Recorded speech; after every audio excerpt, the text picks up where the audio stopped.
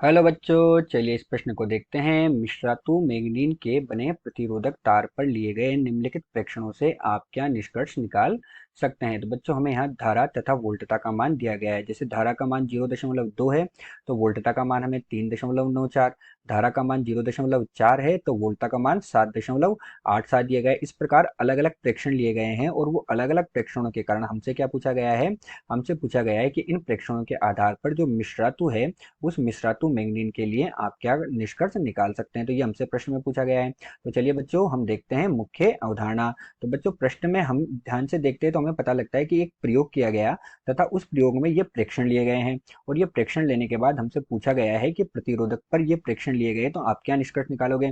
तो बच्चों, हम क्या करते हैं, एक मिश्रातु मैंगनीज का एक प्रतिरोधक बना लेते हैं। अर्थात हम क्या कर रहे हैं, ये हमने क्या लिया, मिश्रातु मैंगनीज के लिए हमारे पास प्रतिरोध क्या हो गया बच्चों, आर प्रतिरोध हो गया। हमें इसका एक तरह से मान ज्ञात करना है।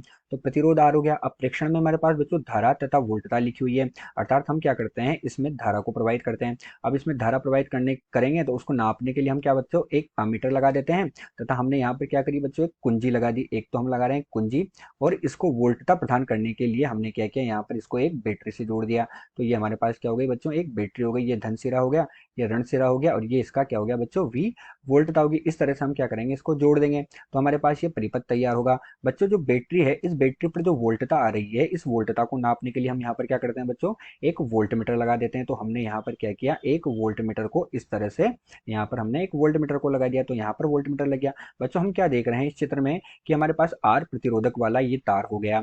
हमारे पास यहाँ क्या हो रहा है बच्चों, धारा प्रवाहित हो रही है जिसे नापने के लिए हमने अमीटर लगाया, तथा जो वोल्टता है इसका प्रेक्षण लेने के लिए जो बैटरी द्वारा जो वोल्टता दी जाएगी उसको नापने के लिए हम वोल्ट मीटर लगाते हैं। बच्चों, यहाँ चित्र में हम देखते हैं कि अमीटर को हम श्रेणी क्रम में लगाते हैं। अमीटर को श्रेणी क्रम में क्यों लगाते हैं बच्चों, क्योंकि श्रेणी क्रम में धारा का मान जो होता है वो समान होता है, और यहाँ हम अमीटर में धारा को ही मापते हैं। और वोल्ट मीटर को बच्चों हम क्या करते हैं, समांतर क्रम में लगा रहे हैं। समांतर क्रम में क्यों लगाते हैं बच्चों, क्योंकि हमारे पास जो समांतर क्रम होता है उस प्रतिरोधों के लिए समांतर क्रम में हमारे पास वोल्टता का जो मान होता है वो क्या होता है बच्चों, एक समान रहता है। इसीलिए वोल्ट मीटर को समांतर क्रम में और अमीटर को श्रेणी क्रम में लगाते हैं। अब बच्चों, हम क्या जानते हैं कि ओम के नियम से हमारे पास क्या होता है, ओम के नियम से हमारे पास V जो होता है वो I गुणा R के बराबर होता है। जहां बच्चों V हमारे पास क्या है, वोल्टता होती है, I धारा होती है, और R प्रतिरोध होता है। तो V तो क्या हो गई बच्चों, वोल्टता, I हमारे पास क्या हो गई बच्चों, धारा, और R हमारे पास क्या होगा, प्रतिरोध हो जाएगा। तो R हमारे पास हो गया प्रतिरोध। ये तीन चीजें हमारे पास होती है बच्चों, और इससे हम R का मान अगर निकालते हैं तो R का मान हमारे पास V बटे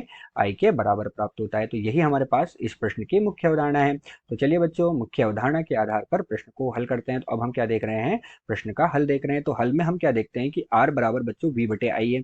हमारे पास V और I के अलग अलग प्रेक्षण लिए गए हैं, तो हम अलग अलग प्रेक्षण पर R का मान ज्ञात करेंगे। तो बच्चों, मैंने लिया R, और V का मान बच्चों मैं एक बार क्या रखता हूँ, V का मान मैं यहाँ से रखता हूँ 3.94, और धारा का मान मैं कितना रख देता हूँ बच्चों, यहाँ से धारा का मान मैं रख देता हूँ 0.2, जो प्रेक्षण में दिया हुआ है। तो हमें R का मान प्राप्त होता है बच्चों 19.7 ओम के बराबर।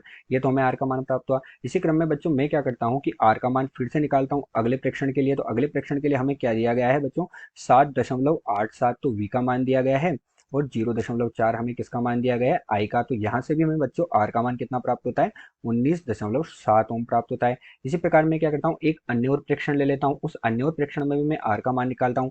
तो वहां मुझे कितना दिया गया है बच्चों, 11.8 वी का मान दिया गया है, और आई का मान 0.6 दिया गया है। तो वहां से भी बच्चों मुझे आर का मान 19.7 प्राप्त ओम प्राप्त होता है। अतः बच्चों, जो दिया गया ये हमारे पास जो सारणी है, इस सारणी में जितने भी प्रेक्षण दिए गए हैं उनके लिए हम अगर वोल्टता और धारा का अनुपात करें तो आर का हमें एक निश्चित मान कितना प्राप्त होता है बच्चों, 19.7 ओम प्राप्त होता है। तो इस प्रश्न में हम क्या कर सकते हैं कि जो मैग्नीन का प्रतिरोध है वो पूरे वोल्टेज परिसर में क्या करता है, ओम के नियम का पालन करता है। अतः इसके उत्तर में हम क्या कह सकते हैं कि हमारे पास मैग्नीन जो मिश्रातु थी, उस मैग्नीन का प्रतिरोध है ये आर, सब जगह इसका मान क्या आ रहा है बच्चों, एक जैसा आ रहा है। तो मैग्नीन का प्रतिरोध क्या करता है बच्चों, पूरे वोल्टेज परिसर में ओम के नियम का पालन करता है। तो मैग्नीन का प्रतिरोध ओम के नियम का पालन करता है, ये इसके बारे में हम कह सकते हैं। तो ओम के नियम का पालन करता है, क्योंकि इसका मान सब जगह बच्चों क्या प्राप्त हो रहा है, हमारे पास 19.7 ओम ही प्राप्त हो रहा है। तो हम इस प्रश्न का क्या उत्तर दे सकते हैं बच्चों,